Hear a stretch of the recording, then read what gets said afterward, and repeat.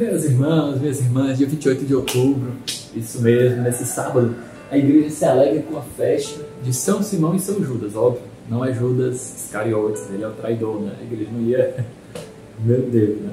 Mas vejam, meus irmãos, hoje no Evangelho, nós vamos escutar Jesus chamando seus apóstolos. Isso é uma oportunidade muito grande para nós refletirmos sobre a igreja.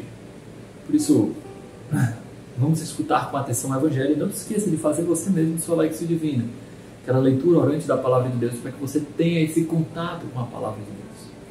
O Senhor esteja convosco, Ele está no meio de nós. Proclamação do Evangelho de Jesus Cristo, segundo Lucas. Glória a vós, Senhor. Naqueles dias, Jesus foi à montanha para rezar e passou a noite toda em oração a Deus. Ao amanhecer, chamou seus discípulos e escolheu 12 dentre eles, aos quais deu o nome de apóstolos. Simão, a quem pôs o nome de Pedro, e seu irmão André, Tiago e João, Filipe e Bartolomeu, Mateus e Tomé, Tiago, filho de Alfeu, e Simão, chamado Zelota, Judas, filho de Tiago, e Judas Iscariotes, aquele que se tornou o traidor. Jesus desceu da montanha com eles e parou num lugar plano. Ali estavam muitos dos seus discípulos e grande multidão de gente, de toda a Judéia e de Jerusalém, do litoral de Tiro e Sidônia. Vieram para ouvir Jesus e serem curados de suas doenças. E aqueles que estavam atormentados por espíritos maus também foram curados. A multidão toda procurava tocar em Jesus, porque uma força saía dele e curava a todos. Palavra da salvação, glória a vós, Senhor. Meus irmãos, o primeiro detalhe, só um gostinho do mel que sai do favo, que nós podemos notar hoje. Judas Iscariotes, aquele que se tornou traidor. Ninguém está predeterminado ao pecado. Ninguém está predeterminado à traição de Jesus. Judas, quando foi escolhido por Cristo, não estava predeterminado a ser aquele que iria trair e ser condenado. Essa predestinação não é dessa maneira entendida, não é conforme a doutrina cristã, não é conforme o ensinamento de Jesus. Claro que Jesus sabia das possibilidades, das potencialidades, das vocações dos seus apóstolos, daqueles que escolheu, porém confiava neles. Interessante, né? Como Sandoval Matoso, seu professor de história, sempre diz, o amor vê aquilo que nós ainda não somos. Tanto que uma pequena exegese, um pequeno ensinamento, né?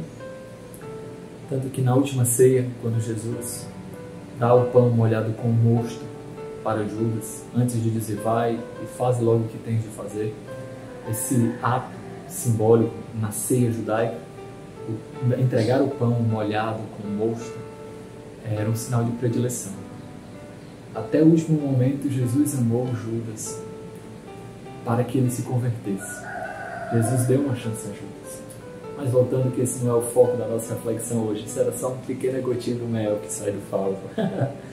Meus irmãos, Jesus passa a noite em oração antes de escolher os 12. Fala que depois que eles desceram, estavam muitos de seus discípulos. Ou seja, Jesus, de alguma maneira misteriosa, escolhe esses 12. Por quê? Não tem como saber. Os mais ricos? Certamente não. Os mais inteligentes? Certamente não. Os mais poderosos, capazes, hábeis para falar? Certamente não. Os mais fiéis? Também não. Como diria Diegão, 2 ou mais, e Edberto? Não precisas compreender minha decisão, né? Pois escolho sempre ao pobre coração. Esse mistério da eleição de Deus, meus irmãos, nós não queremos compreender, mas uma coisa é fato.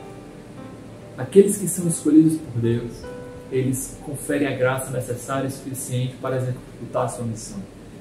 Os apóstolos, portanto, e aí nós celebramos hoje 2 apóstolos que não são dos grandes, né, porque são pouco falados, são pouco citados, além do chamamento de Jesus, Judas e Simão. Todos eles tiveram uma missão fundamental na igreja. A palavra apóstolo significa enviado.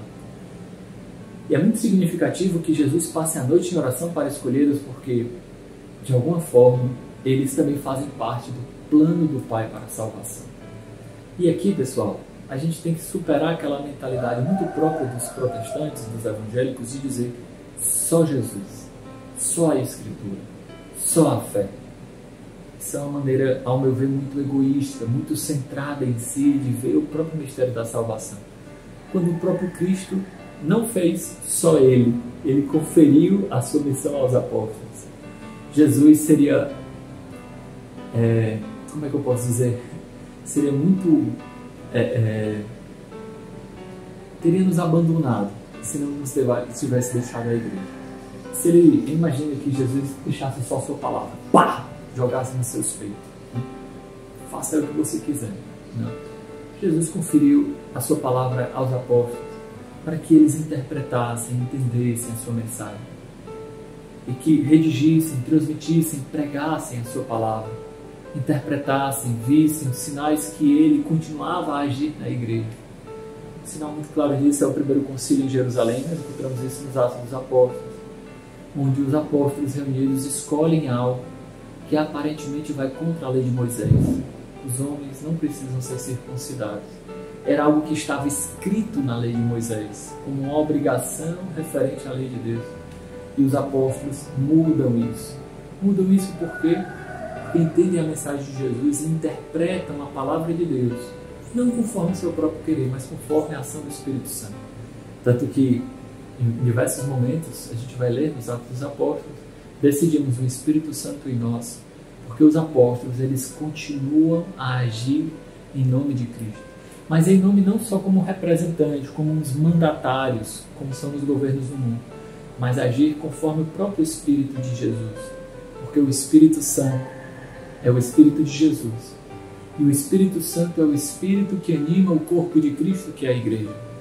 Então, meus irmãos, essa é uma oportunidade muito grande de nós renovarmos nosso amor pela igreja, de confiarmos na palavra da igreja, de renovar o nosso amor por Jesus Cristo dentro da igreja, superar essa mentalidade egoísta de que eu sim, a igreja não. Quantas vezes, de maneira muito concreta, queremos burlar os caminhos da igreja?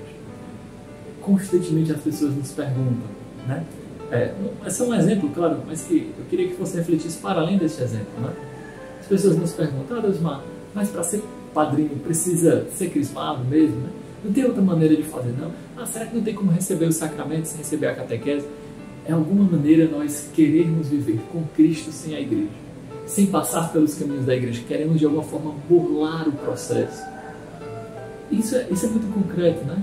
Não confiamos na palavra da igreja e às vezes até deturpamos ela. Não, ó, isso aqui a igreja fala, eu não concordo tanto, mas sim, né? Pode ser que a igreja esteja errada. Em outros momentos a igreja esteve errada e deturpamos a centralidade do Evangelho, deturpamos a infalibilidade que a igreja apresenta à doutrina da igreja, a doutrina de Cristo Jesus, porque queremos dobrar a igreja conforme o nosso querer.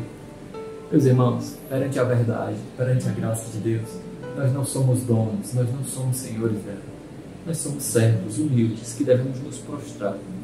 Servos humildes que, inclinados à vontade de Deus, queremos obedecer e servir.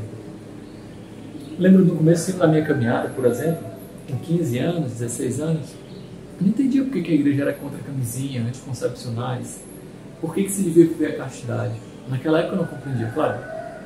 Estudei, procurei aprofundar e vi que de fato a igreja tinha razão, mas naquela época eu não entendia. E várias vezes as pessoas me perguntavam, né, como uma forma de crítica, e eu falava, olha, eu vou ser bem sério, eu não entendo. Eu não entendo, e em alguns momentos não parece fazer sentido, mas a igreja é minha mãe, eu confio na minha mãe. E, portanto, eu não quero desobedecer à igreja, porque eu acredito que o que ela tem para mim é um caminho de salvação.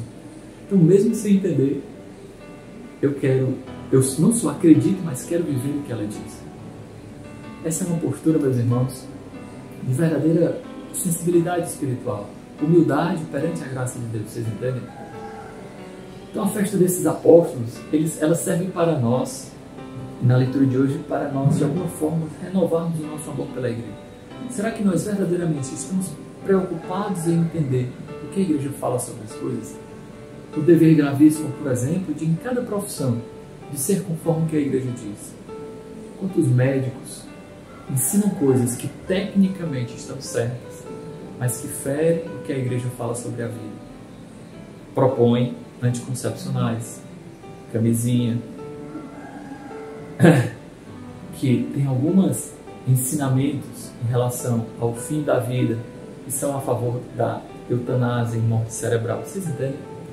Quantos juízes, advogados defendem causas injustas, mesmo sabendo que são injustas, e de alguma forma pecam contra a verdade. A igreja ensina que não.